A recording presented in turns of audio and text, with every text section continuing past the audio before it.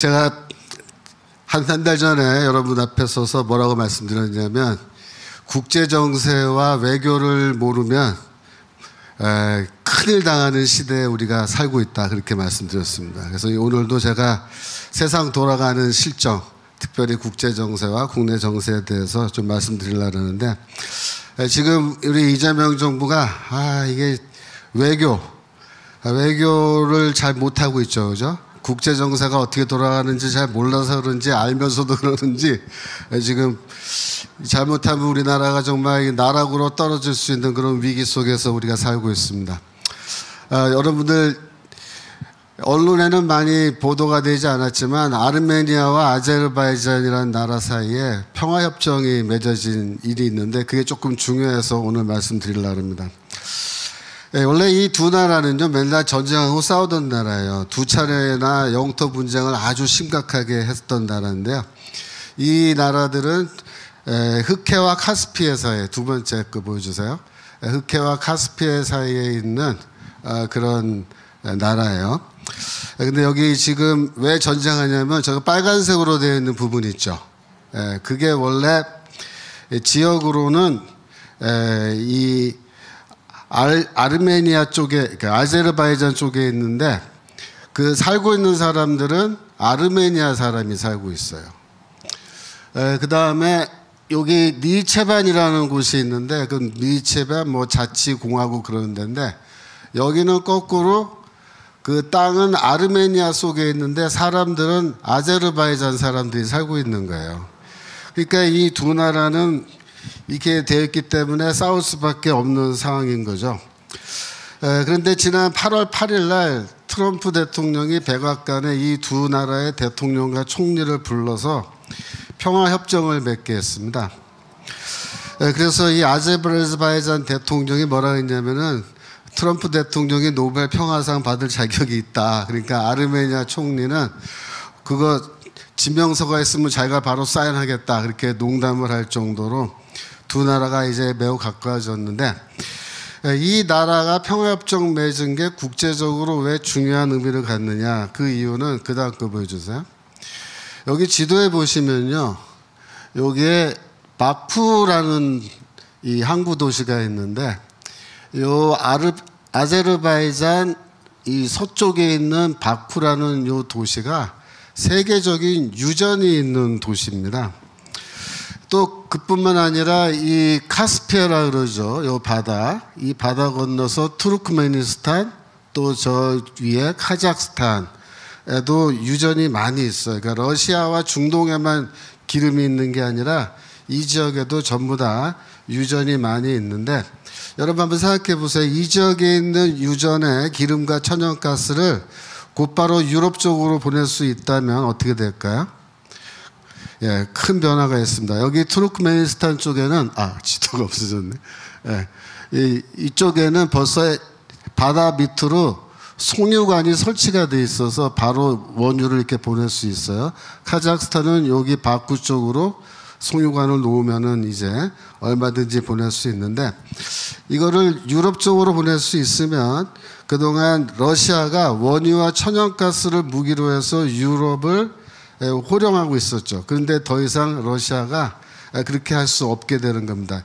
또 이란도 원유를 무기로 해서 서방 세계를 위협해 왔는데, 이란도 힘이 다 빠져버리는 거예요. 왜냐하면 이 바쿠 유전이 바로 이란 위에 있는 거예요. 그런데 그동안에 이 두 나라가 죽어라고 전쟁을 했기 때문에 이쪽 지역을 통해서 송유관을 설치해서 유럽 쪽으로 기름을 보내는 게 쉽지 않았어요. 그래서 여기 보시면 빨간색이 있고 보라색이 있고 초록색이 있잖아요. 빨간색은 천연가스 보내는 관이고요. 보라색하고 연두색은 원유를 보내는 이 가스관인데, 이게 지금 전부 이 조지아라는 나라를 통과해요. 근데 조지아는 러시아랑 친한 나라라서 그쪽으로 송유관이 지나가면은 러시아가 이제 압력을 행사해서 얼마든지 이 송유관을 잠가버릴 수도 있기 때문에 항상 불안한 거예요. 사실상 이거를 이 아제르바이잔 남쪽으로 해서 아르메니아 쪽으로 해서 이렇게 송유관을 빼내면은 길이도 훨씬 짧고 경제성이 있기 때문에 좋은데 이 두 나라가 그동안 전쟁하는 바람에 그쪽으로 송유관은 못 뺐는데 이번에 어떻게 트럼프 대통령이 이 두 나라 사이에 평화협정을 맺게 해서 여기에 새로 송유관이 지나게 된 겁니다. 그다음 거 보여주시면, 그래서 이 지도를 확대해 보면 어떻게 되냐면은 바쿠에서 이 송유관이 지나가는데 이쪽으로 지나가게 하는데, 여기에 보시면은 빨간색으로 된 이 부분 있죠. 이게 바로 아르메니아랑 아제르바이잔 남부 국경이고 이란이랑 국경을 맞대고 있는 지역이에요. 근데 여기를 트럼프 대통령이 어떻게 했냐면 미국 기업이 가서 송유관을 놓고 철도를 놓게끔 그렇게 했어요. 이게 평화협정을 맺은 결과로 이 지역에 미국이 투자를 한 건데, 이렇게 하면 어떻게 되냐면 전쟁이 일어날래야 일어날 수가 없게 되는 거야. 예, 그렇습니다. 예, 그런데 이쪽에 이 루트를 미국이 이제 개척했기 때문에 이 바쿠에 있는 기름을 유럽으로 빼낼 때 저쪽 루트로 빠르게 짧게 경제성 있는 루트로 빼낼 수 있게 됐는데, 이 루트를 개발할 때 이란이 그동안 죽어라고 반대했어요.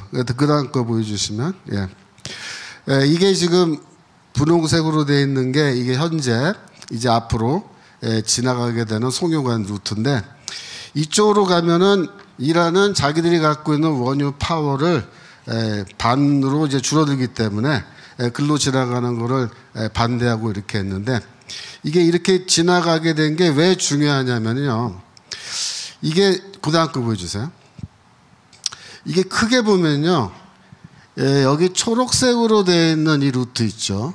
이게 뭐냐면은 중국이 개발해 놓은 1대1로입니다. 중국이 1대1로를 개발했는데 거기에 방금 전에 말씀드린 기존의 송유관이 다 지나가는 루트가 포함되어 있는데, 이번에 트럼프가 어떻게 했냐면은 이쪽에 새로운 송유관 시설을 만들어서 이 송유관을 이쪽으로 빼돌린 거예요. 이렇게 빼돌리다 보니까 어떻게 됐냐면 중국이 죽어라고 1대1로 만들어서 거기 송유관 만들어 놨는데, 중간에 미국이 한 구간을 뚝 잘라가지고 방향을 싹 바꿔서 아르메니아 쪽으로 지나가게 해가지고, 그걸 뭐라 했냐면 이쪽에 1대1로를 미국이 납치했다 이렇게 해요. 납치했다. 그리고 거기다 뭐라고 얘기하냐면은 미국이 거기 검문소를 만들어 놓은 거다 그렇게 얘기합니다. 결국 무슨 뜻이냐면은 중국이 만들어 놓은 1대1로, 그죠? 또 러시아가 개발해 놓은 송유관, 이런 거를 한 방에 무력화시키는 그런 작업을 했는데, 두 나라가 평화협상하게 하고 거기에 송유관 설치해서 이거 기름을 싹 빼돌려서 이쪽으로 가져가게 한 겁니다. 결국 무슨 뜻이냐면 중국이 갖고 있는 힘을 파격적으로 이제 약화시킨 거예요. 여러분 그 다음 그림 보여주시면, 여기 이제 빨간색이 1대1로고요. 여기 파란색으로 간 게 해로인데, 여기 중국이 만들어 놓은 1대1로 해로입니다. 그런데 여기 이 1대1로 해로도 결국은 요 지역, 여기 이제 뭡니까? 지부티라는 나라가 있어요. 거기 지부티라는 곳에 미군 해군 기지가 있거든요. 여기가 이제 예멘이 있는 지역이죠. 그래서 지금 이쪽으로 통과하는 배들을 이제 예멘에서 위협하고 하는데, 요 부분만 이제 미국이 정리를 해버리면 육로건 해로건 중국이 만들어 놓은 1대1로가 전부 다 어떻게 무력화된다. 예. 그래서 제가 한 게 아니고 트럼프가 그래서 이게 일석삼조예요. 왜냐하면 러시아도 때려잡고 중국도 때려잡고 코카서스 지역에 있는 국가들을 친미 국가로 다 만들어버린 겁니다. 이게 바로 뭐냐? 미국이 주도하는 세계 질서라는 거예요. 중국이 주도하는 세계 질서 아닙니다. 러시아가 주도하는 세계 질서도 아니고 유럽이 주도하는 세계 질서도 아니고, 누가 주도한다고요? 미국이 주도하는. 예, 맞습니다. 미국이 주도하는 세계 질서 속에서 우리가 살고 있습니다. 예, 다음 거 보여주시면요. 지난주 트럼프는 영국에서 가진 기자회견에서 아프가니스탄의 바그람 공군기지를 돌려받겠다 그렇게 선언했습니다. 지난번 이 바이든 대통령 때 이 바그람에 있는 아프가니스탄에 있는 미군 기지를 갑작스럽게 철수를 해버렸어요. 거기 있는 미군 장비 다 놔두고, 그죠? 그래가지고 지금 그게 아프가니스탄으로 돌려줬는데 트럼프가 뭐라 했냐면 이걸 다시 내가 돌려받겠다 이렇게 말한 거예요. 왜 그렇게 하냐면 이 아프가니스탄 나라는 중국과 국경을 맞대고 있습니다. 그런데 이 공군기지에서 비행기가 뜨면요 1시간 안에 중국 국경 쪽으로 들어갈 수가 있어요. 근데 그 중국의 서쪽 끄트머리에 뭐가 있냐면은 중국의 핵시설들이 여기다 몰려 있어요. 왜냐하면 중국은 서방 국가들랑 이제 대결해야 되니까 이 동쪽 해안가에 핵무기를 놔둘 수가 없잖아요. 그쪽에 인구도 많고 하니까. 그러니까 이제 핵무기를 전부 다 서쪽 그 사막 쪽으로 가서 거기 숨겨놨는데 지금 트럼프는 이 바그람 기지를 미국이 되찾으면은 그러면은 여차하면은 지난번에 이란에서 그 핵시설 폭격했던 것처럼 미국이 마음만 먹으면 얼마든지 중국의 핵시설 다 무력화시킬 수도 있다. 그렇게 얘기하는 거예요. 두 번째는 아프가니스탄에 히토류가 있대, 히토류. 근데 그 미국이 히토류가 필요하기 때문에 그 히토류를 가지고 지금 협상을 진행 중이래요. 그래서 미국이 히토류를 개발해서 돈 주고 다 사갈 테니까 그 대신에 그 공군기지 내놔라. 그랬더니 아프가니스탄이 뭐라 했냐면 다른 나라한테는 못 주는데 미국하고는 협상 가능하다. 지금 그렇게 얘기하고 있다. 그래서 미국은 지금 우리가 모르는 사이에 어떻게 중국과 러시아를 계속해서 포위망을 좁혀가고 있습니다. 지금은 중국의 뒤통수에 이제 칼을 탁 들이민 거예요. 9월 15일 날 트럼프 대통령은 미국 의회에 마약 유통과 불법 약물 주요 생산국에 대한 대통령의 결정이라고 하는 이런 문서를 보냈습니다. 여기에 23개의 국가가 마약 유통과 생산에 관련된 것으로 그렇게 나와 있어요. 그런데 이 23개의 국가와 트럼프는 어떻게 한다? 전쟁을 하겠다. 그렇게 선포하고 있습니다. 그래서 이 문서에서 트럼프가 겨냥하고 있는 나라는 중국이에요. 이 문서에는 이런 말이 나옵니다. 중국이 중국이 펜타닐 중간 원료 최대 원산지라는 사실에 대한 증거는 차고 넘친다. 너무 오랫동안 중공은 멕시코 등에서 펜타닐이 생산되도록 만들어왔다. 첫째, 펜타닐 중간 원료 수출에 대한 보조금을 지급해왔고, 둘째, 중공 회사들이 카르텔에 중간 원료를 판매하는 것을 방관해왔다. 중공이 펜타닐 중간 원료의 유통을 막기 위해 구체적이며 효과적인 조치를 취하지 않기 때문에 중공에 대해 추가 관세 20%를 부과하는 대담한 조치를 취했다. 그 다음 거요. 또한 테무 등을 통한 저가의 자파 물품 소량 수입에 대한 면세 조치를 취소하는 대통령 행정명령을 내린 것도 중공 회사들이 이를 통해, 그러니까 테무 같은 걸 통해서 마약 물질을 보냈기 때문이다. 또 니타젠이라는 게 있는데 그게 펜타닐보다 훨씬 더 위험한 마약이래요. 그 다음에 메타암페타민, 우리가 말하는 히로뽕이죠. 이것들이 전 세계에 범람하는 상황을 초래한 핵심 공급 국가 역시 중공이다. 그렇게 말하고 있습니다. 요 다음 날 9월 16일 날 미국의 FBI의 수장인 캐시 파텔이 의회에서 증언을 했는데 금년에 압수한 펜타닐 양이 얼마냐면 1600kg입니다. 16톤입니다. 16톤. 펜타닐이라는 거는 요만큼만 그냥 냄새만 맡아도 사람이 그냥 목숨을 잃어버릴 수 있는 굉장히 강력한 독극물인데 그거를 16톤을 FBI가 금년도에만 압수를 했다라는 거예요. 어마어마한 거죠. 이 16톤이면 어떤 양이냐? 전체 미국 인구의 3분의 1, 그러니까 한 1억 5천만 명 정도를 죽일 수 있는 그런 분량의 마약을 압수했다는 겁니다. 여러분, 베네수엘라 앞바다에서 미 해군이 뭐 마약 카르텔, 저 배들, 보트 이런 거 지나가는 거 막 폭격하고 하잖아요. 저거 왜 이렇게 하고 있는지 아세요? 바로 방금 전에 보여드린 그 문서 때문이에요. 트럼프 대통령이 이 23개 국가에 대해서 전쟁을 선포했는데 그중 하나가 베네수엘라인 거예요. 그래서 이 베네수엘라의 마두로 대통령 모가지에 현상금 붙어 있어요. 얼마인 줄 아세요? 예? 5천만 불입니다. 5천만 불. 예, 5천만 불. 누구든지 마두로만 때려잡으면 5천만 불 잡니다. 그러니까 미국이 원하는 건 뭐인 것 같아요? 베네수엘라에서 원하는 게 정권 교체입니다. 정권 교체. 예, 미국은 베네수엘라의 정권 교체를 위해서 이렇게 하는데 지금은 베네수엘라와 전쟁하고 있는 것처럼 보이지만 사실 이거 다 누구와의 전쟁이다? 중국과의 전쟁입니다. 중국. 예. 마약 카르텔. 전 세계 마약 카르텔의 두목은 누구냐? 중국 공산당이다 이겁니다.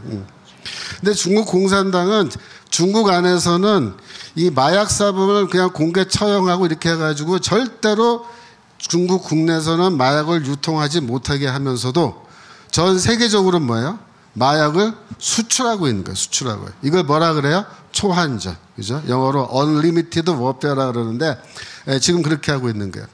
여러분 우리나라 지난 4월 초에 강릉에서 노르웨이 국적의 배에서 코카인 2톤을 압수한 일이 있었습니다.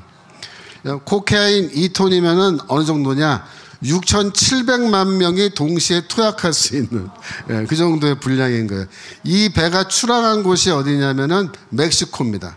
멕시코가 바로 이 중공의 중간 원료를 받아서 코카인을 생산해내는 마약 카르텔, 마약을 제조하는 국가인데 이 멕시코에서 출발한 배가 우리나라의 강릉에 들어왔는데 거기에 코카인 2톤이 실려 있었던 거예요.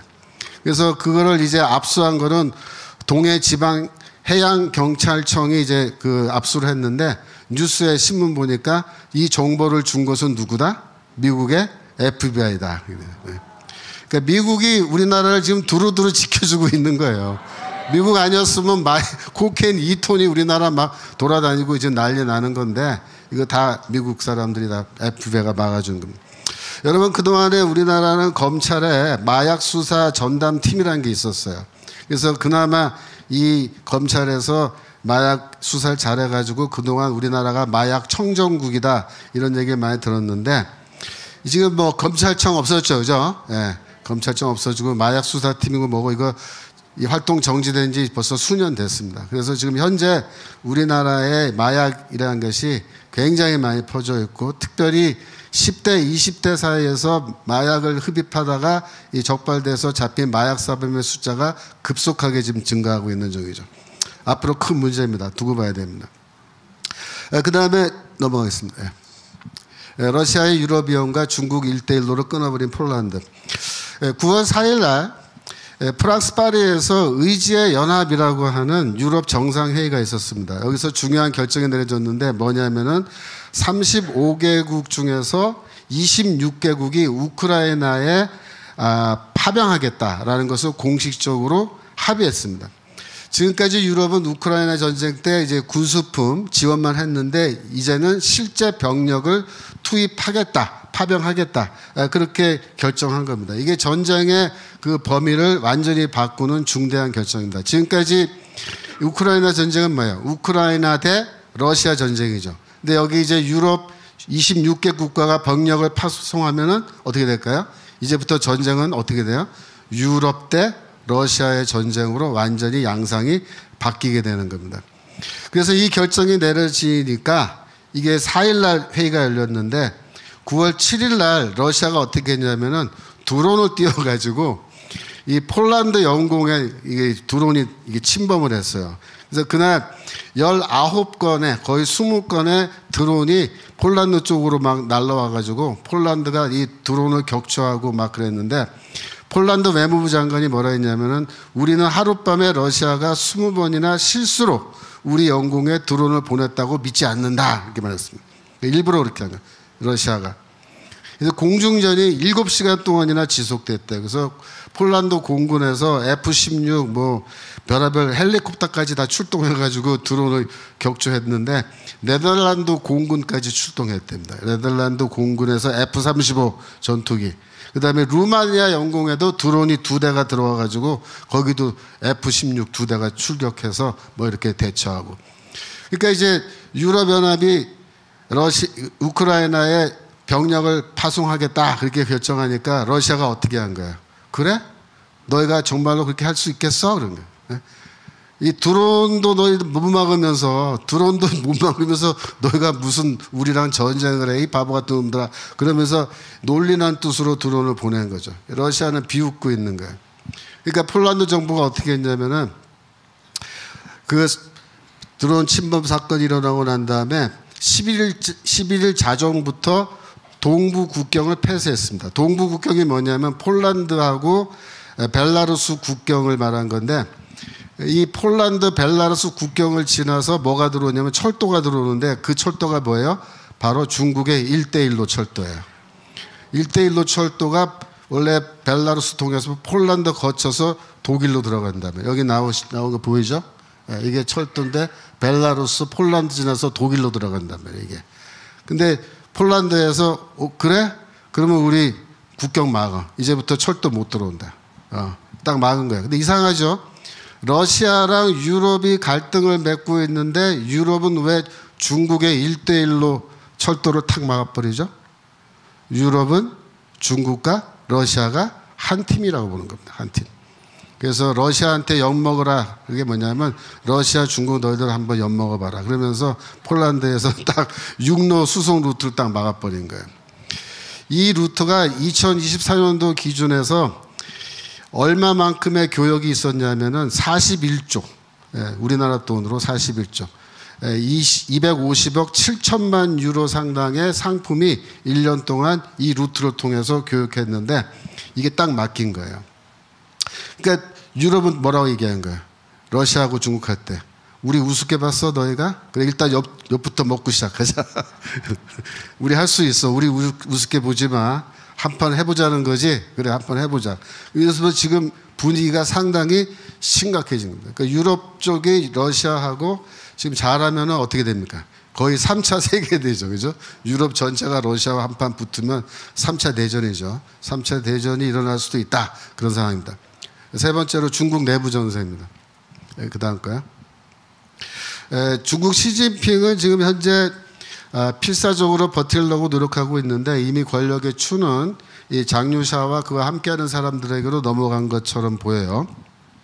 원래 시진핑은 11월 달에 북경에서 트럼프와 미중 정상회담을 하고 싶어 했습니다. 그래서 계속해서 트럼프를 초청하고 그렇게 했는데 왜 그렇게 했냐면 10월 말에 중국에서 공산당 3중전회라는 게 열려요. 거기서 시진핑의 운명이 결정됩니다.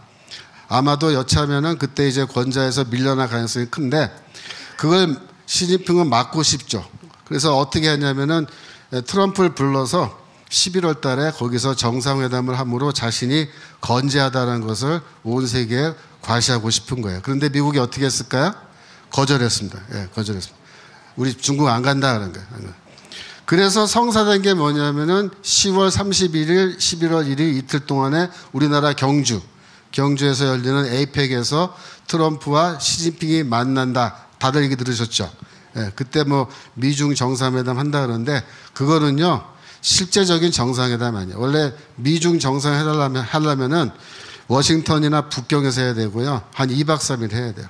근데 이거는 그냥 경주에서 잠깐 그냥 얼굴 보고 하이 하고 끝나는 거예요. 실제적으로 정상회담도 아니고 상징성도 없습니다. 그러니까 트럼프는 뭐라 그런 거예요? 내가 왜 네 들러리 서줘야 되냐? 내가 왜 네 들러리 서냐? 안 간다. 시진핑은 결국 종말을 맞이하게 될 것 같아요. 지난 9월 18일이면 지난주 목요일에 북경에서 샹산 포럼이라고 하는 국제회의가 열렸어요. 이게 뭐냐면은 중국의 국경절 그 군사 퍼레이드와 연결되어 있는 회의인데 이 중국의 국제적 위상을 높이기 위한 그런 회의란 거예요. 근데 이 회의를 시작할 때 매년 어떻게 했냐면 시진핑이 축사를 했어요. 근데 금년에는 시진핑 축사가 생략됐습니다. 생략되었어요. 그러니까 필요 없다, 이거 필요 없다. 그 대신에 시진핑 대신에 누가 나와서 이제 설쳤냐? 그 다음 거 보여주세요. 여러분 이 얼굴 잘 아세요? 중국의 누굽니까? 장류샤라고 하는 그 군인이죠. 이제 이 사람이 지금 실제적으로 중국의 정권 권력을 잡고 있다라 그랬는데 제가 이거 오늘 준비하면서 장류샤가 이름이 무슨 뜻인가 좀 찾아봤어요. 한자로. 그랬더니 유가 뭐냐면 중국말로 이어우라는 단어인데 또라는 게 또. 그다음에 샤는 뭐냐면 시아라는 단어인데 시아가 뭐냐면 협객 있죠. 협객할 때 협자를 시아라 그래요. 그래서 이어우 시아 그러면요. 또 협객이야. 또 협객. 장또 협객. 부모님이 아까 우리 전 목사님 오전 예배하실 때 이름 잘 붙여줘야 된다 했잖아요. 부모님이 붙였는지 동네 동석이가 붙였는지 모르겠지만 이 사람은 이름을 또 협객이라고 붙여서 또 협객. 그래갖고 지금 협객 노릇을 하고 있는 것 같은데 어제 중국과 관련해서 중요한 발표가 하나 있었어요. 뭐냐면은 중국의 대표적인 SNS인 틱톡을 미국 기업인 오라클이 인수했다라는 뉴스가 나왔는데 틱톡이 뭐냐면요. 카톡 같은 건데 중국 애들이랑 미국 젊은 애들이 굉장히 좋아하는 SNS입니다. 그래서 이게 처음에 미국에서 많이 퍼졌는데 트럼프가 대통령 될 때 뭐라 했냐면 틱톡을 우리나라에서 미국에서 못 쓰게 만들겠다, 추방하겠다 그렇게 처음에 얘기했는데 나중에 방침을 바꿔서 틱톡을 미국이 사겠다 그렇게 방침 바꿨어요. 그래가지고 정말로 이번에 샀어요. 미국의 오라클이라는 회사가 샀는데 오라클 회사 사장은 누구냐면 트럼프랑 굉장히 친한 친구예요. 네. 그래가지고 중국으로서는 이 자기 나라를 대표하는 SNS인데 미국에 빼앗겨버린 거예요. 우리나라 틱톡을 뭐 다른 나라가 우리나라 카톡을 다른 나라가 사간 거랑 비슷한 거예요. 뭐 돈이 없으니까 이렇게 된 거죠 중국이. 근데 이제 문제는 뭐냐면 이 틱톡의 그다음 거야. 틱톡의 알고리즘도 미국인들이 통제하게 되었다. 이게 이제 미국 백악관 대변인이 그걸 발표했는데 이 알고리즘이 뭐냐면요. 이게 이제 틱톡 안에서 돌아다니는 메시지를 관리하는 이제 프로토콜이라 그래요. 예를 들어서 이 컴퓨터 프로그램을 해가지고 요런 내용이 있는 그런 메시지는 퇴출해버려. 이렇게 말하는 사람은 퇴출시켜. 이렇게 명령하면 이렇게 하는 거예요. 또 이런 거는 널리 유포시켜. 그렇게 이제 알고리즘을 만들면은 그렇게 다 해주는 거거든요. 근데 이거를 그동안 중국 회사, 즉 중국 공산당이 이 틱톡의 알고리즘을 다 이제 만들어서 메시지를 유포시켰거든요. 근데 이제 어떻게 될 것 같아요? 미국 회사가 됐는데 미국 사람들이 알고리즘도 다 어떻게 한다? 관리한다. 이렇게 돼요. 관리한다. 그래서 이게 왜 중요하냐면 이걸 제일 많이 쓰는 사람들이 미국 젊은이와 또 누구예요? 중국 젊은이에요. 중국 젊은이. 그러면 미국 측에서 알고리즘 바꾸겠죠. 그래서 거기에 이제 어떤 메시지 같은 걸 이제 올리는데 쉽게 말하면 미국에서 중국 젊은이들한테 영향력을 줄 수 있는 메시지를 앞으로 얼마든지 틱톡을 통해서 유포시킬 수 있게 되었다 이겁니다. 이게 중국은 아주 어렵게 됐어요 앞으로. 지금 저기 어디입니까? 부탄이 아니고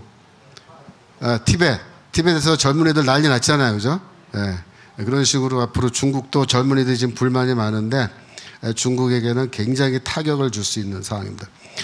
세 번째, 깅그리치의 한국 상황 평가입니다.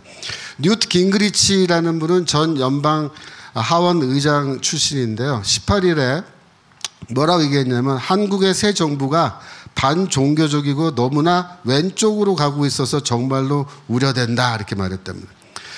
또 그는 트럼프 정부도 또 트럼프 대통령도 상황을 나처럼 그렇게 보고 있다 이렇게 얘기했습니다.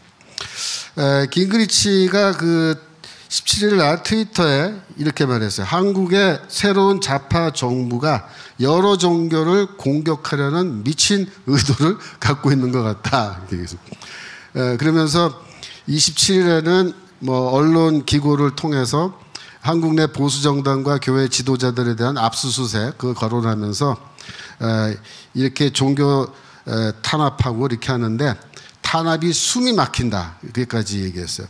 여러분 깅그리치라는 분이 한국을 되게 걱정한다 이렇게 기사가 떴는데 왜 걱정할 것 같아요? 이게 다 누구 때문이에요?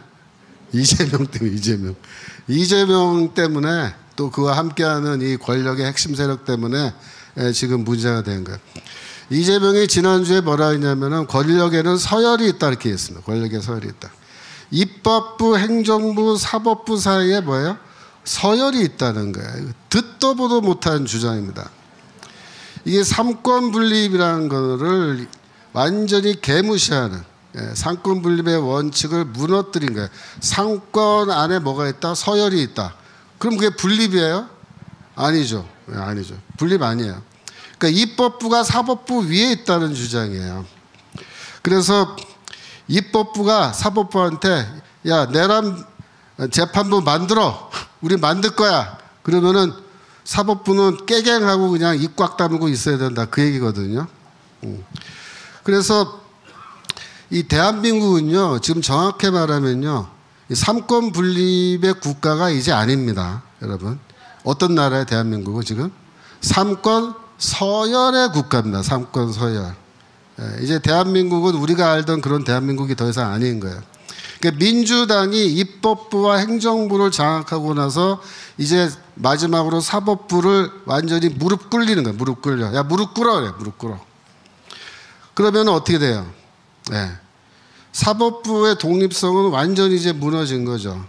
이게 뭐냐면 이게 체제가 바뀐 겁니다.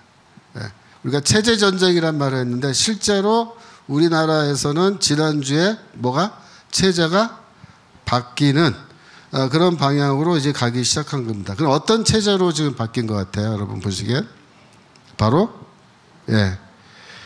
인민민주주의 이런 거를 인민민주주의라 그래요. 그러니까 일당 독재를 하면서 사법부고 입법부고 행정부고 다 줄 세우고 서열이 있고 콱 틀어지고 마음대로 막 이게 하는 나라는 세계에 딱 두 나라밖에 없는 거예요. 어느 나라 어느 나라? 중국하고 북한. 그렇죠. 맞습니다. 근데 이 삼권 분립이 무너졌는데 사실은 이거를 누가 무너뜨렸냐? 사법부가 무너뜨린 거예요. 그러니까 국회가 윤석열 대통령 불법적으로 탄핵 소추하고 헌법재판소가 엉터리로 재판해서 대통령을 탄핵함으로 어떻게 했어요? 사법부가 스스로 자기 자신을 무너뜨린 거예요. 지목을 지가 친 겁니다, 이게. 그래서 문영배가 이재명한테 헌법을 한번 읽어보시라 그렇게 말했다는 거예요. 문영배는 꼴에 삼권 분립이란 게 저기 헌법에 써 있으니까 이재명 대통령 보러 그거 읽어보십시오. 그렇게 얘기했다는데 아유 형배야, 문영배야. 네가 그렇게 말한다고 이재명이가 헌법을 읽겠냐? 지가 너네들이 사법부 다 무너뜨려 놓고 이제 와서 뭐 항의하는 꼬락서리 보고 있으면 진짜 한심하죠, 한심해. 여러분 이재명이 뭐라 했냐면 선출 권력이 우위에 있다 그렇게 말해요. 입법부는 선출 권력이고 사법부는 선출 안 했기 때문에 입법부가 사법부 우위에 있다 그렇게 말했죠. 그러면 대통령은요? 대통령이야말로 선출 권력이에요. 국회의원은 기껏해야 자기 지역구에서 선출했지만 대통령은 우리나라 전체에서 전국적으로 투표해서 선출한 선출 권력이잖아요. 그러면 더 큰 선출 권력이잖아요, 대통령이. 그러면 국회가 왜 더 큰 선출 권력을 탄핵해요? 사법부는 그럼 왜 대통령 탄핵해요? 그 말이 안 되잖아요, 그죠? 그러니까 이게 지금 엉터리로 다 된 거예요. 그래서 민주당이 지금 입법, 사법, 행정 다 장악하고 일당 독재하는 거고 검찰도 해체해가지고 그다음에 수사권은 경찰만 갖고 있는데 경찰은 또 행정안전부 밑에 넣어가지고 행정안전부 장관 밑에 있는 거고 국무총리 밑에 있는 거고 또 뭐예요? 대통령 밑에 있는 거예요. 이걸 뭐라 그래요? 이렇게 시스템을? 그거를 공안정치라, 공안정치.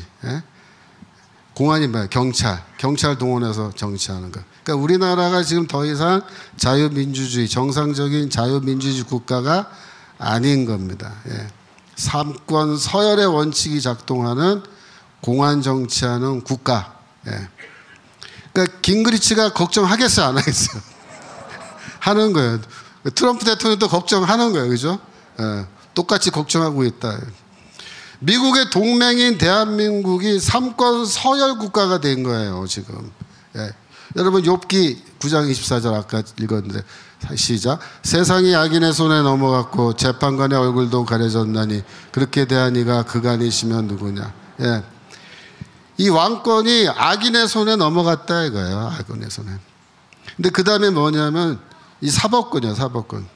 재판관들이 사법 정의를 세우는 그런 판결을 해야 되는데 그들의 얼굴도 뭐야? 수건으로 가려졌다. 장님처럼 되었다. 그죠? 문영배 같은 사람 다 장님처럼 된 거잖아요. 그죠? 완전히 망개가 되었다. 그래서 행정부와 입법부가 일당 독재를 하면 사법부가 마지막으로 그걸 막아야 되는데 어떻게 됐다? 재판관의 얼굴도 가려졌나니. 그러니까 이 욥기 9장 24절이 오늘 이 대한민국을 위해서 딱 예비된 말씀이 아닌가 하는 생각이 들 정도로 정확한 얘기예요. 그죠? 예. 그래서 이 우리나라 사법부가요, 이 진짜 이 병신 낙가무라 쪼다 같은 짓을 한 거예요. 지가 지목을 쳐요. 그렇게 된 겁니다, 지금. 그 다음 보겠습니다. 미국의 뒤통수를 친 이재명 정권입니다. 여러분, 우리가 기억할 거는요, 미국의 주적은 누구다? 중국이다. 중국이다. 대한민국은 미국의 주적이 아니에요. 그죠? 이재명 정권도 지금은 미국의 주적이 아닙니다. 미국의 주적은 누구예요? 중국 공산당이에요. 중국 공산당. 그래서 모든 게 다 미국은 그쪽으로 지금 맞춰져 있어요. 우리가 그런 측면에서 우리가 이걸 잘 봐야 돼요. 중국이 전승절 했었죠. 대규모 군사 퍼레이드하고 역대급 무력화 시했는데 무슨 뜻이죠? 중국의 전승절 퍼레이드는 우리는 미국과 한판 할 수 있다. 그 얘기입니다. 한판 할 수 있다. 겁나지 않는다. 한판 붙어보자. 그 얘기 한 거예요. 근데 거기에 이제 시진핑이랑 김정은이랑 푸틴이 같이 서 있는 사진. 그죠? 반서방 삼총사라고 제가 이름 붙였는데 북한, 러시아, 중국이 이제 우리 뭉치자. 뭉치자. 그래서 이 푸틴이 저 전승절 참가한 다음부터 약간 헷가닥했어요, 지금. 그래가지고 우크라이나 전쟁도 끝내지 않고 지금 끝까지 가보겠다고 지금 그러는데 여기 두목이 누구예요? 중국이에요, 중국. 그 다음에 넘버 2는 러시아 푸틴. 그러면 북한 저 김정은이 뭐예요? 행동대장. 행동대장. 두목 넘버 2 그 다음에 행동대장. 그 다음 그림 이거 범죄와의 전쟁, 나쁜 놈들 정성시대 비슷하죠. 이 영화 보고 이렇게 찍은 거 아닌가 싶을 정도로. 그래서 이 깡패짓 하는 새놈들 사이에 이것들이 도원의 결의를 맺고 우리가 같이 죽고 같이 살자 그러는데 그 다음 거 보이세요? 거기 한 다리 걸치는 게 누구냐면 저 빨간색 동그라미 안에 있는 사람 보여요? 누구예요? 우원식. 그렇죠. 우원식. 아이고 참 처량하죠. 이 전승절에 참가한 나라들이 꽤 되는데 미국 동맹국 우리나라 딱 한 나라밖에 없습니다.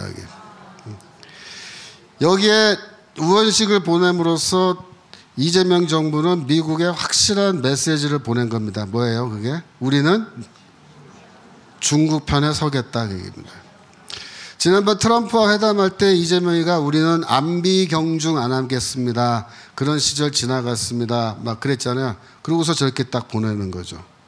그러니까 이재명 정권의 실세들은 어떻게 보면 이재명과 생각이 다를 수도 있어요. 이재명 정권의 실세들은 뭐예요? 우리는 중국 편에 서야 된다 이겁니다. 미국 편에 절대 서면 안 된다. 이재명이 미국에 가서 트럼프 앞에서 뭐 언론에는 아첨을 떨었다 그러는데 제가 보기에 아첨이 아니고 뭐예요? 아양이죠. 아양을 막 이렇게 아양이 많은 분인지 몰랐어요. 근데 진짜 아양을 막 듣는데 진짜 막 소름 돋고 역겹더라고요. 그런데 이제 민주당 내에 자주파가 뭐야? 주사파.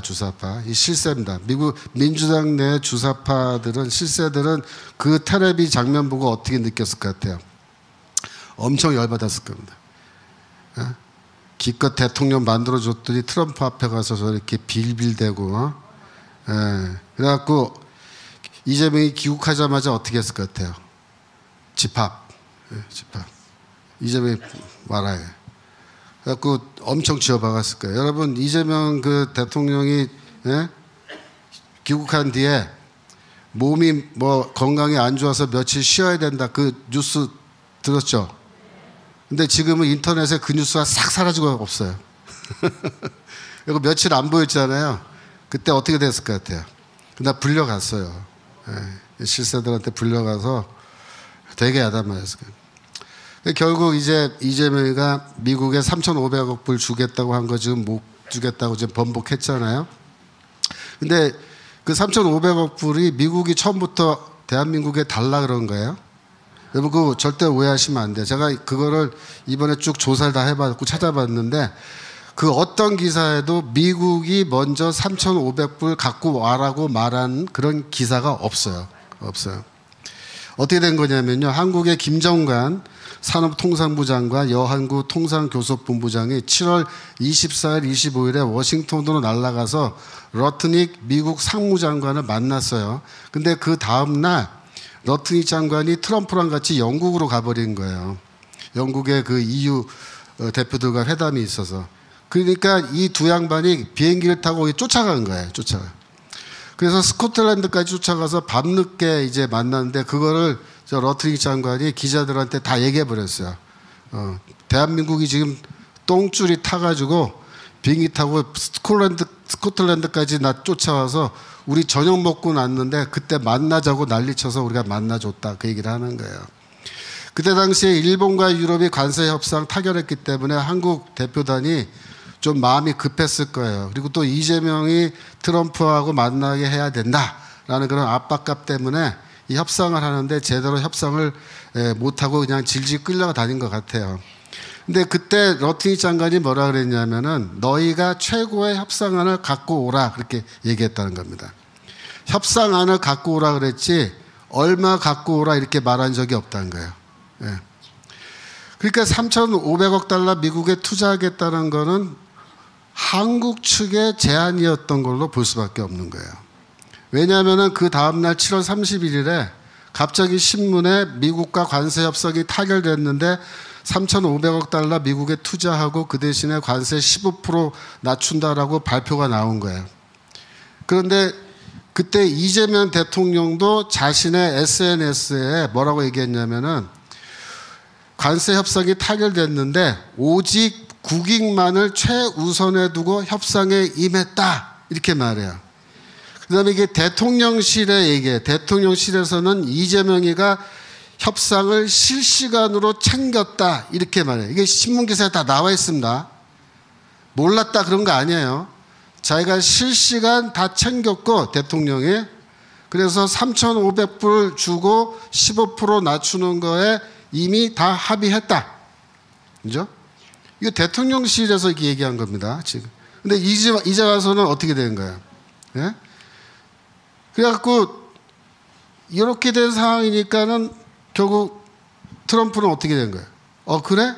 그럼 백악관으로 와라 이거야. 그래서 사인하자. 그래갖고 오라 그래서 날아간 거예요. 그래갖고 이제 그 앞에서 뭐 겉으로는 아양을 떨고 하다가 이제 비공개회담 딱 들어갔는데 트럼프가 3,500억 달러 언제 어떤 방식으로 이거를 돈을 내놓을 건지 구체적으로 여기 플랜을 제시해라. 딱 그러니까 이재명이가 우린 그런 돈 없다. 그러고서 돈 못 준다는 거예요. 완전 통수 친 거예요. 통수로. 그래서 회담이 그냥 결렬된 겁니다. 이 정신병자 아닙니까? 예? 이걸 외교라고 한 거예요? 아니 이거 초등학생이 해도 이 정도다. 예? 그래갖고 언론도 이제 와서야 이제 3,500억 달러 그런 돈은 우리나라에 없다. 뭐 우리나라 외환고가 4,000억 달러인데 어떻게 3,500을 주냐? 예? 근데 이재명은 그러면 또 협상단은 산수도 못해요? 4,000 빼기 3,500 하면 500밖에 안 남는다. 산수가 안 됩니까? 예? 이런 말도 안 되는. 그러니까 이제 9월 20일 어제죠, 어제.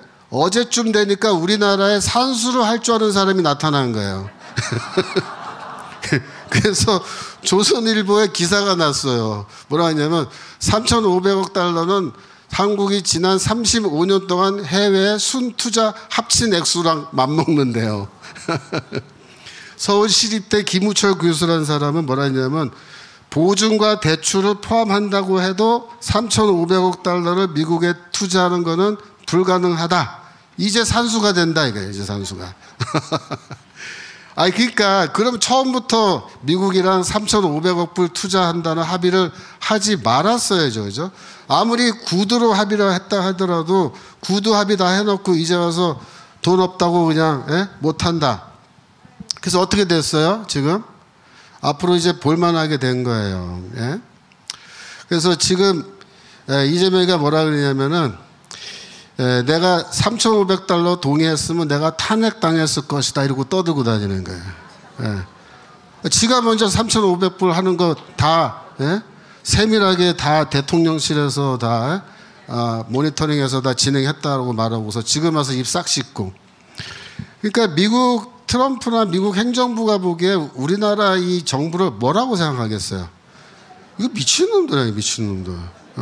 이 사기꾼들. 예?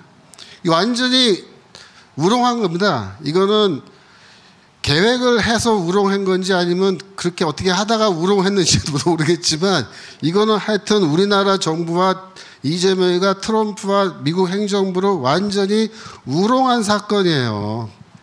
예? 그러고서 이제 와서 뭐라 그래요? 반미선동하고 반미선동.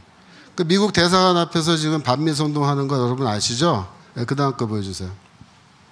요거는 이제 다음 거 지나가겠습니다. 예. 그래서 여기 보시면요, 미 대사관 앞에 가서 뭐 양키 구호는 기본이고 저 오른쪽 아래 그림은 뭐냐면은 트럼프 대통령 얼굴이 그려져 있는 그림을 찍고 있는 거예요. 예. 이재명 대통령이 원래 그 찍는 쪽으로는 전문가잖아요. 그러니까 이 촛불 행동도 저기 잘 찍는 것 같아요. 그래서 중국에 반대하는 뭐 자유대학 시위 거기서 이제 중공기 찍고 그랬거든요. 그거는 법으로 처벌하겠다 그러면서 트럼프 얼굴 찍는 거는 그냥 내버려 두는 겁니다. 저렇게. 그 다음에 대림동 명동에서 중국의 대한민국 침략을 규탄하는 시위를 하는데 그거는 중국 사람에 대한 혐오 시위다 그러면서. 그럼 반미 시위는 미국 사람에 대한 혐오 시위 아니에요? 트럼프에 대한 혐오 시위 아닌가요? 반중 시위는 표현의 자유가 아니다라고 말하면서 반미 시위에서 트럼프 대통령 얼굴 찍는 거는 그럼 표현의 자유냐? 진짜 웃기지도 않죠. 그래서 이게 뭐냐면요, 이재명 정부가 이제 노골적으로 우리는 친중 반미다라는 거를 내놓고 미국을 우롱하는 겁니다. 지금 저기다. 그리고 어제 수석 보좌관회의에서 뭐라 했냐면 외국 군대 없이 자주 국방 불가능하다는 건 굴종적 사고다 이렇게 말했다는 거예요. 예. 그러면서 감지 판단 조준 사격이 자유로운 AI 인공지능 전투 로봇 자율 드론 초정밀 공격 방어 미사일 체계로 구비한 50명이면 100명 아니라 수천 수만의 적도 얼마든지 감당할 수 있다 그렇게 말했대요. 맞는 말이에요. 사실은 맞아요. 근데 자율 드론, 초정밀 공격 미사일 이런 거 하려면 뭐가 있어야 되죠? 정찰 자산 있어요. 정찰기. 미국이 갖고 있는 정찰기를 갖고 있든지 또 뭐가 필요해요? 미국이나 일본이 갖고 있는 인공위성 이런 게 있어야 돼요. 좌표를 찍어줘야 때릴 거 아니에요. 좌표를 누가 찍어줘요? 미국하고 일본에서 주는 그 정보 갖고 찍어주는 거예요. 그럼 우리는 쏘는 거예요. 지금 그렇게 돼 있거든요. 한미일 연합 군사훈련이. 우리나라는 그런 정찰기나 인공위성이 없어요. 인공위성 있어봐야 한 몇 개밖에 안 돼갖고 그거 커버도 안 된다고요. 미국 없이 그러면 이렇게 초정밀 공격 방어 미사일 운영할 수 있어요? 에? 아니 이게 그래서 군대 안 다녀온 미필자를 대통령 뽑으면 안 되는 거예요, 이게 지금. 예? 이 군대를 안 나오는 사람을 대통령 뽑아 놓으니까 이런 말을 막 하는 거예요, 상식적으로. 예? 그러니까 지금 외국 군대 없이 자주 국방 불가능하다는 거는 굴종적 사고다. 이게 무슨 말이에요, 여러분? 이게 미군 철수하란 말이에요, 이게 지금. 아예 대통령실에서 미군 철수하라고 지금 떠들고 있는 겁니다. 대통령실이 반미 선동을 지금 하고 있는 거예요. 예. 미군 철수하고 나면 우리나라 어떻게 될 것 같아요? 중국한테 아주 맛있는 먹잇감이죠. 뭐 이거 통째로 맛있게 드세요라고 내어주는 건데요. 제2의 병자 호란을 겪어봐야 정신 차립니까 우리나라는? 예. 또 이재명이가 이재명 정부가 꼴값을 떤 사건이 하나 있어요. 그게 뭐냐면요. 이것도 국내에서 잘 보도가 안 된 사건인데 유엔에서 한국이 이란 제재를 해제하자는 그런 결의안을 제출했다는 겁니다. 우리나라가 지금 국력이 좀 세다 보니까 안전보장이사회 의장국이야. 의장국. 우리나라가. 유엔에. 이 안전보장이사회 15개 나라가 있는데 우리나라 의장국인 우리나라가 이 결의안을 제출해서 이 이란 제재 풀어주자 그랬다는 거예요. 그랬더니 찬성한 나라가 어느 나라? 첫 번째 중국, 또 두 번째 러시아, 그 다음에 대한민국 뭐 이래가지고 우리나라는 그쪽이랑 지금 편먹고 이제 투표했고요. 9개 국가가 반대하고 2개 국가가 기권해서 분열됐답니다. 고든창이 이걸 놓고 뭐라 그랬냐면 자유진영에서 벗어나 북측러와 연합하려는 위험한 시도다 이렇게.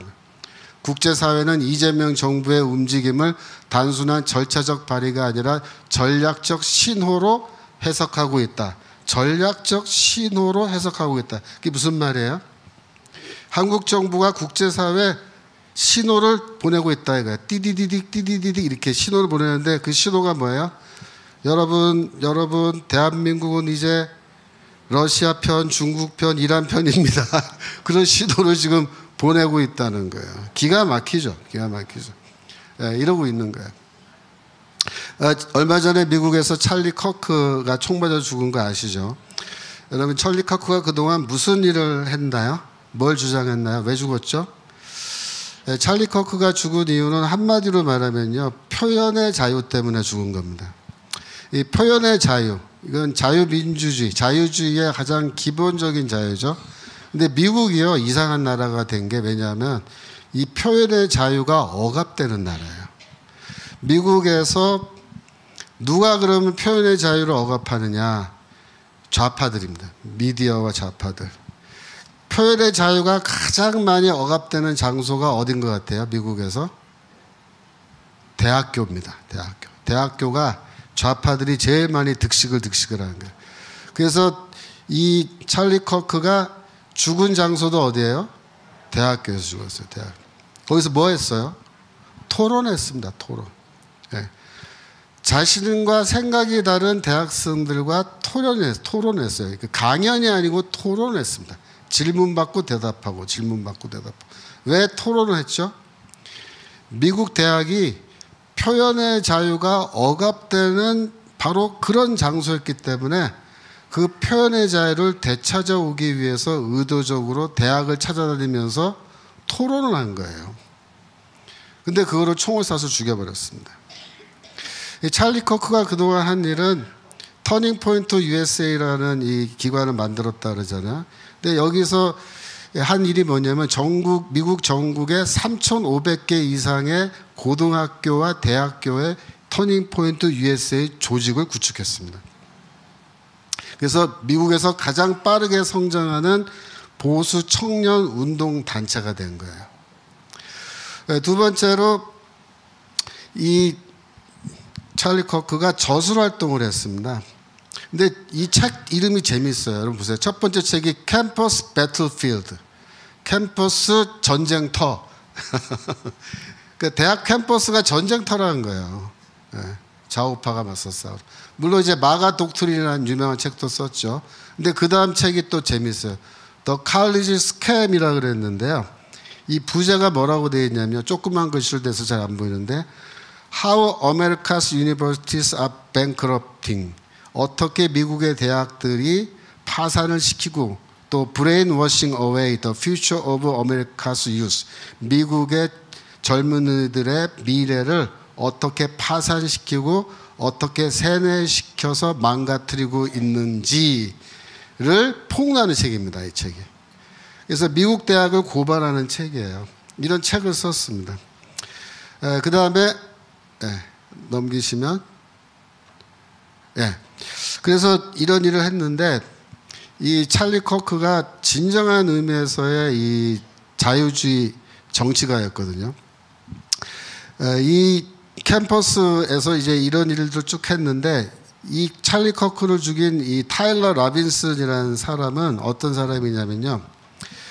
굉장히 이제 쉽게 말하면 외톨이면서 좌파 이념에 이제 중독이 된 상태였는데 왜 이렇게 됐냐면 미국의 미디어가 계속해서 뭐라 했냐면요.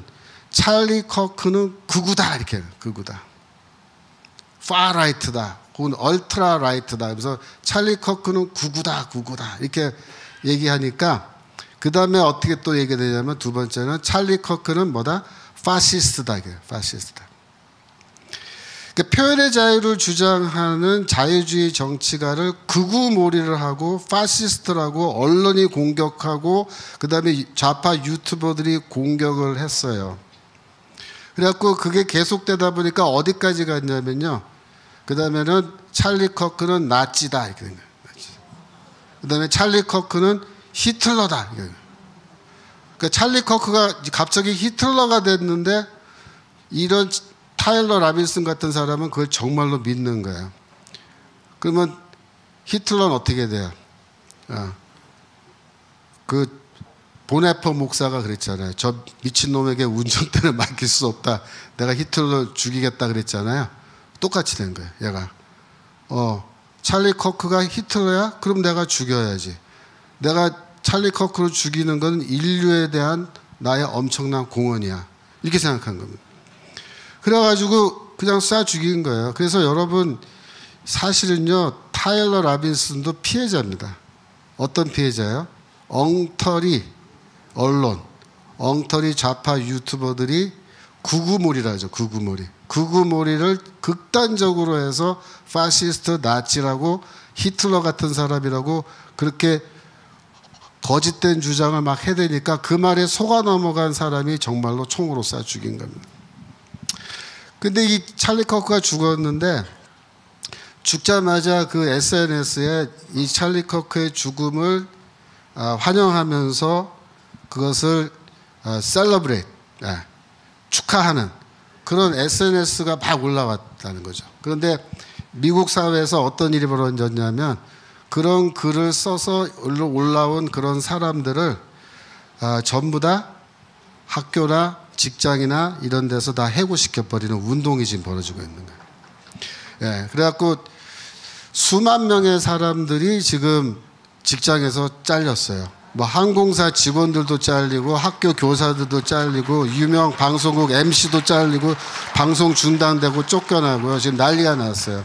근데 이게 정부에서 주도하는 게 아니고 민간 차원에서 자발적으로 일어나는 겁니다. 예. 그래가지고 뭐라고 얘기냐면 표현의 자유를 주장하던 사람이 이렇게 죽었는데 그러면 너희들이 이 사람의 죽음을 비웃는 것도 그런 표현의 자유냐? 그건 아니라는 거예요. 왜냐하면은 그 총으로 쏴서 죽인 사람을 칭찬하고 이렇게 셀러브레이트한 건 뭐냐면은 폭력을 조장하는 얘기다. 그거는 절대로 표현의 자유를 볼 수 없다. 그래가지고 그런 사람들 전부 다 지금 처벌하고 그 다음에 어떤 현상이 벌어졌냐면 민주당 당원들이 탈당을 해요. 그래서 공화당에 가입합니다. 그래서 이 미국 시민들이 그동안 민주당 지지하는 사람들이 이번에 완전 민주당의 환멸을 느끼고 탈당해서 공화당에 가입하는데 사실 이 찰리 커크가 어떤 사람이었냐면요. 지금 트럼프 대통령이 임기가 끝나면 그 다음번 공화당 대통령 후보는 누구예요? 지금 부통령하고 있는 J.D. 벤스예요. J.D. 벤스가 부통령으로서 이제 그 다음 공화당 대통령 후보 나가는데 한 2텀 정도는 할 수 있다고 봐요. 그러면 J.D. 벤스가 임기 끝나면 그 다음에 누가 대통령 후보 나갈 거냐 그럴 때 찰리 커크가 나간다 그랬어요. 31살, 41살 그렇거든요. 그래서 이 두 사람이 굉장히 그래서 앞으로 공화당, 미국 보수 세력들이 관심 갖고 보고 있던 사람이었는데 그걸 총으로 쏴 죽인 거예요. 그래서 지금 이 전 세계적으로 큰 변화가 일어나고 있습니다. 문화적으로, 정치적으로 미국은 지금 굉장히 큰 변화가 일어나고 있는데 특별히 젊은 세대, MZ세대라고 하죠. MZ세대들이 보수화되고 있습니다. 네. 그리고 영국에서도 지금 엄청난 규모의 시위가 일어나고 있죠. 여러분 아세요? 영국에서 벌어지고 있는 시위. 그림 사진 좀 보여주시면 9월 14일입니다. 한 주 전쯤 되죠. 런던의 애국 집회입니다. 애국 집회가 열렸는데 여러분 내가 애국 집회라고 말을 한 건요. 영어로 신문에 패트리엇 랠리라고 정말 이렇게 나온 거예요. 패트리엇이 뭐예요? 애국자 랠리 집회. 애국자 집회입니다. 근데 이게 영국 역사상 가장 많은 사람들이 모이는 대규모 집회인데 그 사진 몇 개 더 보여주세요. 그 다음 거.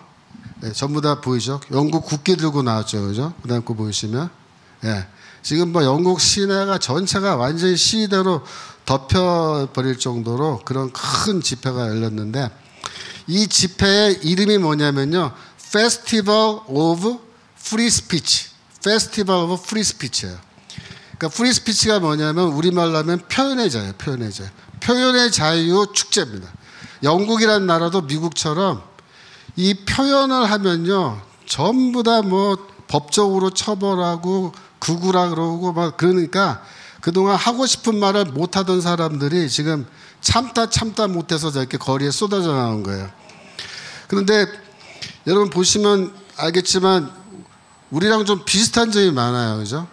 네. 애국 집회. 우리도 애국 집회잖아요. 그죠? 광화문 집회. 그 다음에 두 번째, 영국 국기를 들고 나왔어요. 우리는 뭐야? 태극기. 영국은 유니언 잭이라고 하는 저 국기. 그 다음에 두 가지를 요구했는데, 첫째는 표현의 자유를 달라, 허락하자. 그거고요. 그 다음에 뭐냐면 이민자, 난민들 못 들어오게 하라. 이게 두 가지 요구입니다. 이 집회. 세 번째로, 그 다음에 뭐냐면은 넘겨주시면 찰리 커크 초상화 들고 있는 거 보이시죠? 네. 이 시위에서 사람들이 찰리 커크의 사진을 들고 나왔어요. 9월 10일에 죽었는데 14일에 집회가 열렸습니다. 그래서 이 사람들이 외친 구호가 뭐냐면 We are 찰리 커크. 그렇게 구호를 외친 거예요. 우리가 찰리 커크다 라고 하면서. 그리고 경찰 추산 10만에서 15만 명 모인 걸로 돼 있고 집회 주최 측 추산 300만 명 모인 걸로 돼 있어요. 우리랑 비슷하죠. 우리도 맨날 경찰 추산은 10만에서 15만인데 우리 집회 측 추산은 한 300만 명, 360 몇몇, 몇천 몇백 몇몇 몇십 명 이렇게 딱 나오잖아요. 그 다음에 미국 그러니까 언론과 영국 언론에서는 일제히 기사를 썼는데 뭐라고 썼냐면 Far Right Rally라고 썼어요. 극우 집회라고. Far Right Rally. 우리랑 비슷하죠. 우리 신문에서도 안 실어주기도 하지만 싫으면 무조건 극우 집회자 우리는. 굉장히 비슷해요. 그 다음에 같은 날 5천 명의 반대 집회도 열렸대요. 이것도 우리랑 비슷하죠. 우리는 민노총 집회 맨날 저 아래쪽에서 같이 하잖아 우리. 그 다음에 넘겨주시면 이날 일론 머스크하고 프랑스의 그 대중운동가인데요. 에릭 제무르라는 사람이 여기서 연설했습니다. 근데 이 그러니까 영국하고 프랑스는 지금 뭘 하고 있냐면 이런 시민운동가들이 리플레이스먼트 운동이라 그래요. Great Replacement. 이게 뭐냐면 정권 교체입니다. 정권 교체. 리플레이스먼트가 바꾸자는 거잖아요. 그래서 정권 교체 운동을 지금 하고 있는데 이것도 우리랑 굉장히 비슷합니다. 그래서 이날 집회를 인도한 사람이 타미 라빈슨이라는 저 영국 사람인데 굉장히 그 열정적으로 지금 저 집회를 잘 하고 있어요. 그래서 이건 뭐냐면요. 전 세계적으로 지금 어떤 현상이 벌어지고 있냐면은 첫 번째로 국민혁명이 진행되고 있습니다. 미국에서는 정신혁명인데 문화혁명인데 이게 지금 정치혁명 쪽으로 가고 있어요. 어차피 미국은 이미 정권이 바뀌어져 있기 때문에 뭐 정권 교체는 일어나지 않겠습니다만 문화적인 이런 청소가 일어나고 있는 거예요. 그다음에 영국에서는 지금 이런 정신혁명과 정치혁명이 일어나는데 영국의 저 시위는 매우 명확하게 우리는 트럼프와 미국과 함께한다라는 그런 운동으로 지금 나오고 있습니다. 지금 뭐 아시다시피 네팔, 인도네시아, 뭐 방글라데시 이런 데서도 지금 많은 시위가 일어나는데 전부 다 친중 정부죠, 그죠? 두 번째 특징은 중국의 영향력에서부터 벗어나는 아주 그런 좌파 정부, 친중 정부로부터 벗어나려는 그런 운동인데 전 세계적으로 이런 운동이 벌어지고 우리만 하고 있는 게 아니고 그죠? 예, 여러 곳에서 지금 동시다발적으로 세계는 같은 방향으로 지금 변화하고 있습니다. 그래서 우리가 확신을 가지고 신념을 가지고 우리가 믿음을 가지고 이 싸움에 나가야 됩니다. 예, 욥기 9장 24절 세상이 악인의 손에 넘어갔고 재판관의 얼굴도 가려졌나니 그렇게 대개한 이가 그가 아니시면 누구냐. 여기에서 그는 누구냐면 하나님이세요. 하나님이 그렇게 하셨다는 거예요. 그러나 하나님께서 또 마음만 먹으시면 어떻게 하신다? 이 세상을 악인의 손에서 빼앗아서 선인의 손에 넘겨주시고 재판관들의 얼굴이 가려져 있는데 그 얼굴에 가려진 수건을 다 벗겨주신다. 그래서 하나님께서 우리를 도와주시고 우리가 믿음을 가지고 이 싸움을 싸워나가면 물론 하루아침에 이 싸움이 끝나서 승리하지는 않습니다. 하지만 우리가 인내심을 가지고 끝까지 싸우면은 반드시 우리가 승리할 줄로 믿습니다. 우리가 이 시간에 통성으로 함께 기도하겠습니다. 이 전 세계에서 일어나는 이런 큰 변화, 우리가 그 변화를 기억하면서 하나님께서 미국도 새롭게 해주시고 영국도 새롭게 해주시고 모든 친중 정부들 다 무너지게 해주시는데 특별히 대한민국의 친중 정부 무너지게 해달라고 우리 기도하시겠습니다. 주여! 하나님 아버지 이 시간 하나님 앞에 기억합니다. 주여 이 나라의 친중 정부 주여 무너지게 하여 주시옵소서. 이 친중 정부가 무너져야지만 우리가 살 수 있사오니 주여 악인의 손에 이 나라가 넘어갔습니다. 주여 악인의 손에서 이 나라를 구해 주시옵소서. 재판관들의 얼굴을 가리고 있는 이 수건을 다 벗겨주시옵소서. 하나님 아버지께서 저희의 심령들을 주여 깨우쳐 주시옵소서. 대한민국의 교회가 다 깨어나게 하여 주시옵시고 우리 성도들이 다 깨어나게 하여 주시옵소서. 하나님 아버지 대한민국을 주여 생명의 길로 인도하여 주시옵소서. 사망의 길로 인도하는 것이 아니라 주여 생명의 길로 인도해 주시옵소서. 하나님께서 간섭하여 주시옵시고 역사하여 주시옵소서. 이 친중 반미 정부를 주여 하루속히 무너뜨려 주시옵소서. 표현의 자유를 되찾을 수 있도록 주옵소서. 찰리 커크와 같은 위대한 순교자들이 나와서 끝까지 이 표현의 자유를 주장하고 자유민주주의를 지키려고 애쓰고 있사오니 주여 대한민국에도 이 찰리 커크와 같은 젊은이들이 불일 듯이 일어날 수 있도록 주여 축복하여 주시옵소서. 자유를 위하여서 싸울 수 있는 전사들이 일어나게 하여 주시옵소서. 아버지 하나님께서 저희 민족을 주여 불쌍히 여겨주시옵시고 하나님의 능력으로 주여 안수하여 주시어서 이제 이 땅을 새롭게 하여 주시옵소서. 이 땅을 덮고 있는 모든 어두운 악의 그림자들은 다 물러가게 해주시옵소서. 악의 구름은 다 물러가게 하여 주시옵소서. 하나님의 정의와 공의의 빛이 이 대한민국을 비치게 하여 주시옵소서. 아버지 하나님께서 이 백성들의 울부짖는 소리를 들어주시옵시고 특별히 가문 세력을 지어 가문 운동을 발로 굳게 붙들어 주시옵소서. 많은 사람들이 함께 나와서 이 시위에 동참할 수 있게 해주시옵시고 대한민국을 살리려고 하는 이 노력에 주여 함께하는 사람들이 물결과 같이 일어나게 하여 주시옵소서. 10월 3일의 집회를 위하여 기도합니다. 10월 3일의 집회가 주여 이 대한민국의 물결을 이 역사를 바꾸는 전환점이 되게 하여 주시옵소서. 나라를 구하는 전환점이 되게 하여 주시옵소서. 아버지 하나님 이제 싸울 때가 되었습니다. 주여 싸울 때가 되었으니 싸우게 하여 주시옵소서. 끝까지 지키게 하여 주시옵소서. 대한민국을 주여 끝까지 목숨을 걸고 지키는 전사들이 일어나게 하여 주시옵소서. 아버지 하나님의 능력으로 붙들어 주시고 아버지 하나님의 능력으로 함께하여 주셔서 이 사랑제일교회 정강한 목사님 함께 붙들어 주시어서 건강하게 해주시고 이 싸움의 선두에 세워주셨사오니 하나님께서 능력으로 붙들어 주시옵시고 넘어지지 않게끔 주여 끝까지 붙들어 주시옵시고 이 싸움이 다 끝나 좋은 세상 올 때까지 주여 우리 전 목사님 두 팔로 굳게 붙들어 주시옵소서.